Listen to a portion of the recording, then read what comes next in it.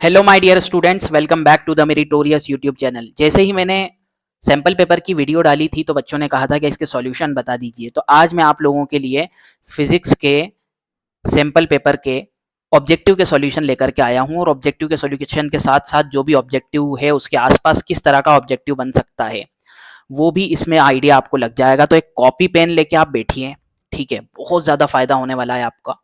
एक copy pen लेकर के बैठिए, इसके सॉल्यूशन तो आप लिखिए ही लिखिए, और लेकिन साथ में जो है जो मैं हिंट दूंगा, जो मैं आप लोगों को बताऊंगा कि इसके आसपास किस तरह का ऑब्जेक्टिव बनने वाला है, तो वो भी आप लोगों को यहाँ पर पता चलेगा, है ना। तो दो निशाने हो जाएंगे एक तीर से, तो ये ज़रूर लेकर के बैठिएगा आप।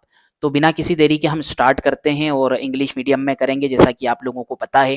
तो सबसे पहला अगर हम बात करें यहाँ पर कि the number of electron in 1 coulomb charge, एक कूलम चार्ज में कितने इलेक्ट्रॉन होते हैं, तो इसका पूरा सॉल्यूशन होता है।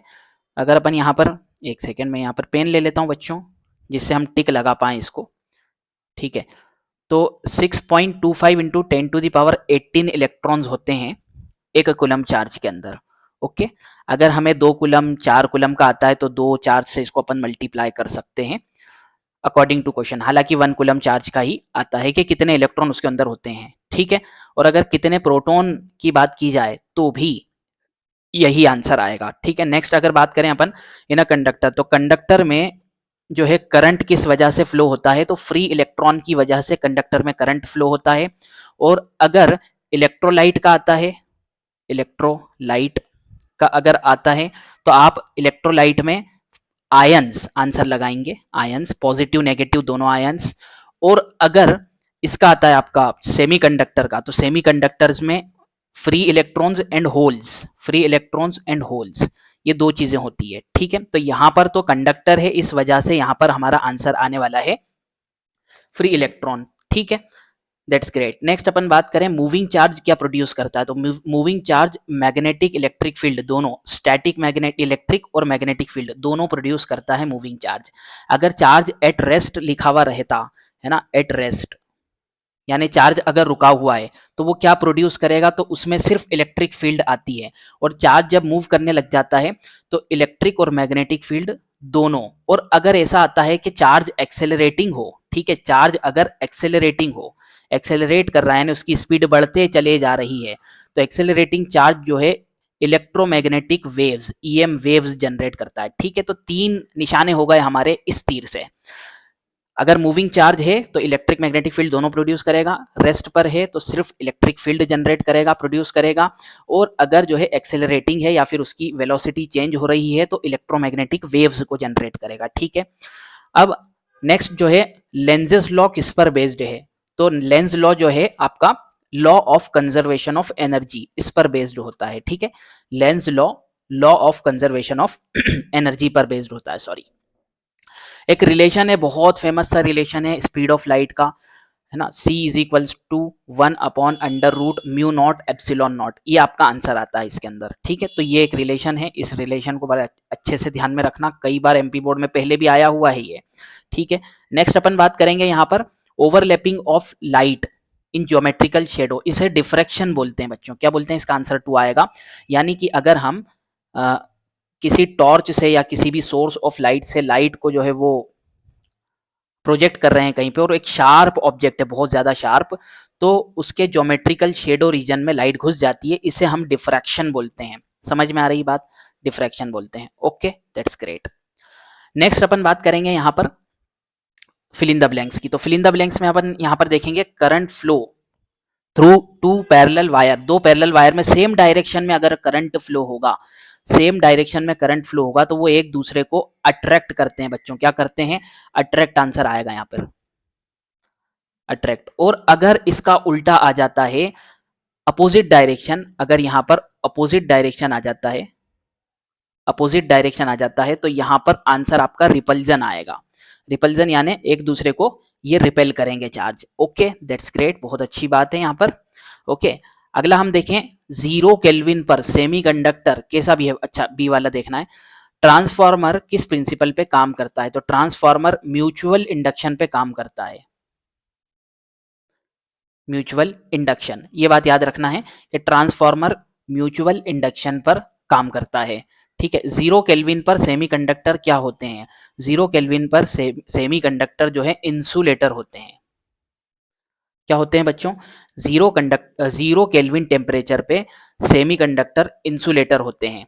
Okay, that's great. और अगर यहाँ पर 0 केल्विन की जगह रूम टेम्परेचर या 298 केल्विन आ जाता है, तो यहाँ पर सेमीकंडक्टर कंडक्टर बन जाएंगे। तो यहाँ पर ये भी लिख देता हूं मैं, एट रूम टेम्परेचर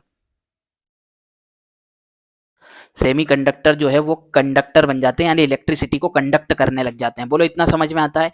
नेक्स्ट बात करेंगे हम यहाँ पर rest mass of photon. Photon का रेस्ट मास, फोटोन जब रुका हुआ हो तो उसका रेस्ट मास 0 होता है। ठीक है, फोटोन यानी लाइट पार्टिकल, उसका रेस्ट मास क्या होता है? 0 होता है। वहीं अगर इलेक्ट्रॉन की बात की जाएगी हमारे से, तो उसका रेस्ट मास हो जाएगा बच्चों 9.1 10 to the power -31 kg।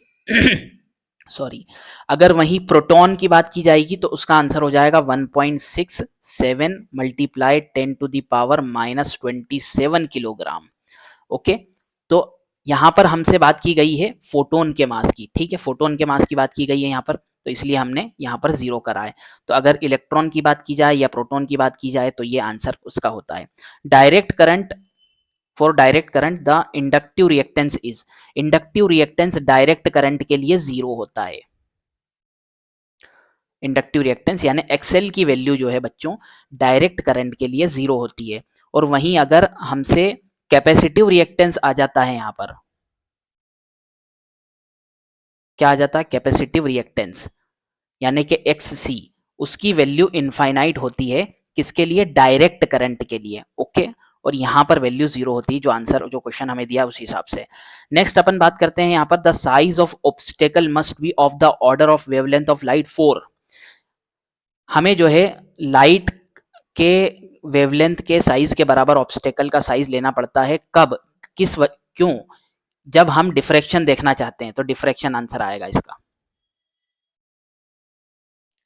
Okay, that's great. तो इसका आंसर क्या आने वाला है? डिफ्रैक्शन आने वाला है। मैं बार बार उधर इसलिए देख रहा हूं क्योंकि मुझे ऐसा लग रहा है कि मैं जब लिख रहा हूं यहाँ पर, तो प्रोसेसिंग पावर इतनी ले रहा है वो लिखने में कि वो जो है मेरी जो वीडियो है वो लैग कर रही है, इसीलिए। ठीक है, अब ट्रू फॉल्स पे आ जाते हैं बच्चों। ओके, मैंने क्या बताया अभी यहाँ पर? हाँ, डायरेक्ट मतलब जो ऑब्स्टेकल का जो साइज है, जिसकी अपन शुरुआत में भी बात कर रहे थे यहाँ पर, ये बहुत पतला होना चाहिए अगर हमें डिफ्रैक्शन देखना है, यानी कि ज्योमेट्रिकल शेडो रीजन में लाइट को जाते हुए देखना है। तो अब यहाँ पर ट्रू और फॉल्स की बात करते हैं। तो आयोनाइजेशन एनर्जी हाइड्रोजन की, यानी हाइड्रोजन में से इलेक्ट्रॉन को निकालने के लिए कितनी एनर्जी की जरूरत पड़ती है? 13.6 इलेक्ट्रॉन वोल्ट की जरूरत पड़ती है। That is correct. ठीक है, ये सही है। When electron fall from higher energy state to lower, अगर हायर एनर्जी स्टेट से लोअर एनर्जी स्टेट पे इलेक्ट्रॉन फॉल होता है तो फोटोन इमिट करता है और एनर्जी भी इमिट कर सकता है। तो हायर एनर्जी स्टेट से लोअर एनर्जी स्टेट में जब इलेक्ट्रॉन क्या होगा बच्चों? फॉल होगा, तो फोटोन या एनर्जी, ठीक है, फोटोन इमिट करेगा, उसी की वजह से वो एनर्जी को क्या करेगा? इमिट करेगा। और अगर इसका उल्टा होता है, लोअर से हायर की तरफ, लोअर से हायर की तरफ अगर इलेक्ट्रॉन जो है जंप करता है, तो एनर्जी को वो क्या करता है? एब्जॉर्ब। ठीक है, इस बात को याद रखना है, एनर्जी को वो एब्जॉर्ब करता है। हाइड्रोजन बॉम्ब जो है न्यूक्लियर फिशन पे काम करता है क्या? तो ये गलत है बिल्कुल। यहाँ पर जो है हाइड्रोजन बॉम्ब, यानी कि ये तो ट्रू है, ठीक है, ये भी ट्रू है, तो ट्रू लगा दिया मैंने। और अगर इसका उल्टा होता है तो एब्जॉर्ब आंसर आएगा, अगर ऑब्जेक्टिव में भी आ जाता है तो। नेक्स्ट अपन बात करते हैं यहाँ पर, हाइड्रोजन बॉम्ब न्यूक्लियर फिशन पे काम नहीं करता है, फॉल्स है ये काम करता है न्यूक्लियर फ्यूजन पे। ठीक है, न्यूक्लियर फ्यूजन पे काम करता है। ऑप्टिकल फाइबर जो है, ऑप्टिकल फाइबर इंटरफेरेंस पर वर्क करता है, इंटरफेरेंस वाले प्रिंसिपल पर, यह गलत है। जबकि है ना, ये फॉल्स है। जबकि optical fibre total internal reflection वाले प्रिंसिपल पे काम करता है। ठीक है, इस बात को याद रखना है। At condition of normal adjustment की कंडीशन में एस्ट्रोनॉमिकल टेलीस्कोप जो है उसके ट्यूब की लेंथ इतनी होती है, ये गलत है, मतलब यहाँ फॉल्स है। तो इसका सही आंसर होगा, ठीक है, F O plus F E, plus आ जाएगा बीच में, है ना। इसका सही आंसर क्या होगा? इसके अंदर प्लस आ जाएगा बीच में। ठीक है, अब अपन मैच द कॉलम पे आते हैं यहाँ पर। तो मैच द करेक्ट पेयर पे रेडियो वेव जो है वो मार्कोनी जो है एक साइंटिस्ट थे, उन्होंने डिस्कवर की थी सबसे पहले। अल्ट्रा वायलेट रेज जिसने डिस्कवर की थी वो उन साइंटिस्ट का नाम है रेटर। विजिबल लाइट जिसने डिस्कवर की थी, मतलब जिसके बारे में सबसे पहले विजिबल लाइट के बारे में जिसने सबसे पहले बताया था वो थे न्यूटन। ठीक है, तो इसका थर्ड आ जाएगा न्यूटन। मैटर वेव्स के बारे में सबसे पहले जिसने बताया था या फिर जिसने आइडिया दिया था मैटर वेव्स का, वो थे डी ब्रोगली। ठीक है, डी ब्रोए भी पढ़ते हैं कभी कभार इनको, तो चौथा ही आ जाएगा, है ना। मैं ये गलत लगा रहा हूँ यहाँ पर, मतलब सॉरी गलत नहीं लगा रहा हूँ, ये रोमन रोमन में लिख रहा हूँ, तो उसे देख लेना आप। फोटो इलेक्ट्रिक इक्वेशन हमें आइंस्टाइन ने दी थी, तो आइंस्टाइन आ जाएगा इसका। डिस्कवरी ऑफ इलेक्ट्रॉन, सबसे पहले इलेक्ट्रॉन के बारे में जो जानकारी दी थी, जो डिस्कवरी की थी, वो जे थॉमसन ने की थी। हालांकि जे थॉमसन का मॉडल फेल हो गया था, लेकिन सबसे पहले इलेक्ट्रॉन के बारे में हमें जे थॉमसन साहब ने ही बताया था, तो इसका आंसर ये आ जाएगा, है ना। ठीक है, हाँ, इसके बारे में मैं बताता हूँ आपको, क्योंकि यहाँ पर इन्होंने हिंट दे दी एमपी बोर्ड वालों ने कि हम जो है इलेक्ट्रोमैग्नेटिक वेव्स में से काफी सारे क्वेश्चन देने वाले हैं, मतलब सॉरी, मैच द कॉलम इन्होंने 3 दे दिए हैं। इलेक्ट्रोमैग्नेटिक जो वेव है उसकी क्या बोल सकते हैं उसको, एक टेबल आती है, टेबल। उस टेबल को अगर आपके पास नई नवबोध होगी, परीक्षा बोध की बात नहीं कर रहा हूं मैं, नई नवबोध होगी, तो आप जो है चैप्टर नंबर आपका निकालना इलेक्ट्रोमैग्नेटिक वेव्स, है ना, ऑप्टिक्स के बाद है वो। इलेक्ट्रोमैग्नेटिक वेव्स आप निकालेंगे चैप्टर, और इलेक्ट्रोमैग्नेटिक वेव्स के अंदर, 1 सेकेंड बच्चों, बस बता ही रहा हूं मैं। इलेक्ट्रोमैग्नेटिक वेव्स के अंदर आप पेज नंबर निकालेंगे। ठीक है, पेज नंबर आपका रहेगा 533, उस पर एक टेबल बनी हुई है नई वाली नवबोध में, पेज नंबर 533 है। मैं आप लोगों को इसका फोटो भी यहां पर बता देता हूं, 533 पेज नंबर है। इसमें ये वाली टेबल बनी हुई है बच्चों, ये आप देख पा रहे होंगे। तो ये टेबल जो है ये बहुत काम की है। इसी में से 3 मैच द कॉलम जो मैंने अभी बताया आपको, ये तीनों मैच द कॉलम शुरू के इसी टेबल में से आए हैं। तो वो टेबल बहुत काम की है, उसमें से ऑब्जेक्टिव आते हैं। ठीक है, तो वहां से आप ऑब्जेक्टिव और कर लेना। नेक्स्ट बात करूंगा मैं आपसे यहाँ पर वन वर्ड की। अब ये वन वर्ड नहीं, वन सेंटेंस है। मैंने पहले भी इसके पहले वाली वीडियो जो कल मैंने डाली थी उसमें भी बताया है कि एक सेंटेंस में आंसर देना पड़ता है। अब यहाँ पर लिखने में बहुत ज़्यादा प्रॉब्लम आ रही है, इसलिए मैं एक सेंटेंस पूरा तो नहीं लिखूंगा, लेकिन आपको एग्जाम में पूरा सेंटेंस लिखना है। तो पोटेंशियल ऑफ अर्थ, अर्थ का पोटेंशियल क्या माना जाता है, तो 0 आंसर आएगा इसका। ठीक है, तो इसका आंसर आएगा 0। अर्थ का पोटेंशियल 0 होता है। ठीक है, what is the electric potential की बात की जा रही है। ठीक है, what is the order of value of drift velocity in SI system. तो एसआई सिस्टम में ड्रिफ्ट वेलोसिटी, ठीक है, 10⁻⁻5 मीटर पर सेकेंड के आसपास उसका ऑर्डर होता है, मतलब इतनी वेलोसिटी होती है ड्रिफ्ट वेलोसिटी। ठीक है, right the relation between work function and threshold frequency. Threshold frequency और वर्क फंक्शन में आपको रिलेशन बताना है। तो वर्क फंक्शन को फाई नॉट से रिप्रेजेंट करते हैं, उसका फॉर्मूला होता है h इंटू म्यू नॉट। यहाँ पे फाई नॉट जो है वो है आपका थ्रेशोल्ड फ्रीक्वेंसी, और म्यू नॉट जो है, ओ सॉरी, फाई नॉट जो है वो आपका वर्क फंक्शन है WF, और म्यू नॉट जो है थ्रेशोल्ड फ्रीक्वेंसी। तो ये रिलेशन है। ठीक है, ये बात को अपने को याद रखना है। नेक्स्ट अपन बात करें, why the EMF of cell is greater than its terminal voltage. EMF of cell terminal voltage से ज्यादा बड़ा क्यों होता है, उसके इंटरनल रेजिस्टेंस की वजह से। सेल के किस वजह से, इंटरनल रेजिस्टेंस। ठीक है, because of its internal resistance. ठीक है, तो इंटरनल रेजिस्टेंस की वजह से ऐसा होता है। Why the pole of magnet, magnet के जो पोल है in the galvanometer are cylindrical and curve.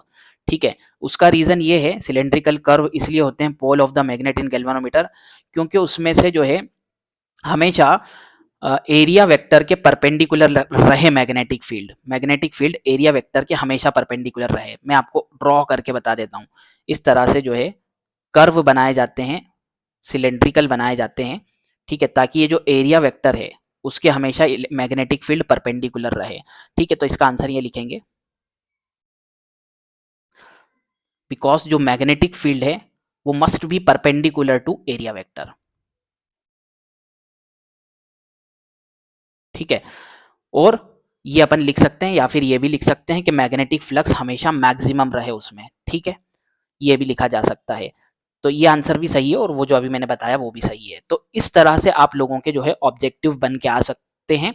कोई भी डाउट इसके अंदर हो या फिर मुझसे एरर हो गया हो, ह्यूमन एरर, जैसा कि हो सकता है कि कहीं हो गया होगा, मतलब मैंने तो ज़ाहिर सी बात है पूरी कोशिश मेरी की है, वो बिल्कुल सही आंसर है, उससे घबराने की ज़रूरत नहीं। लेकिन कभी अगर हो गया हो तो कमेंट में ज़रूर बताना। तो उस कमेंट को अगर मतलब कोई आंसर में गलती हो गई होगी तो उस कमेंट को पिन कर देंगे अपन और उसमें ज़रूर चेक कर लेना। ठीक है, thanks for watching for this video. मिलते हैं आपसे नेक्स्ट वीडियो में।